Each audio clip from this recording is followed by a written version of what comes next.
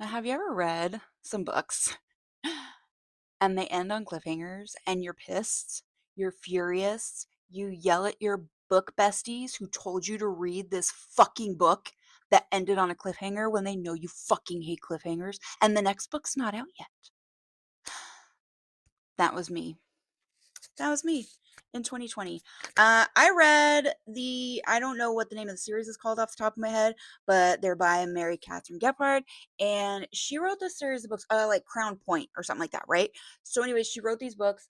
There was, and I don't remember the names of the first two, but there was two books. Well, there was one book that started the whole thing, which was a standalone. Then there were two books that came in and they were following one couple, so to speak. And everybody told me, "Oh my god, you gotta read these, you gotta read these." So I read the first 2 books, and then all of a sudden, there's no more fucking books. I was pissed. So anyways, she did write the book, but by the time it was released, I got wrapped up in other stuff, right? And so I didn't go back to it. I was probably still pissed, not gonna lie. So anyways, I finally, in December, read Destroy Destiny, which was the third book in this particular series. It was from Story and Grayson. It was a dual POV. My first note was considering I finished Forbidden Fate, which was the book before it. Uh, Forbidden Fate was the second book in the series. I said, considering I finished that in June of 2020, I might have a hard time with this.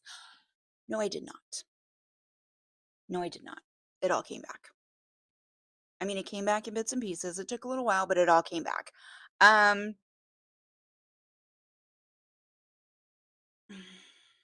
Story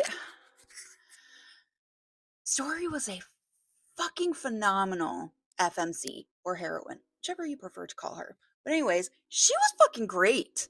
She I- the strength this woman displayed in the midst of everything that was going on around her, just fucking awesome. I felt like Grayson was a little lackluster. I do recall him being much better in the other books than he was in this book. I did give the overall story a 4-star. Swoonability was only a 3-star because, like I said, it's a little lackluster. A little bit. Spice was only a 2 because it took for fucking ever for Story and Grayson to get back together. And Angst was a 4. She's definitely angsty. Um, yeah, definitely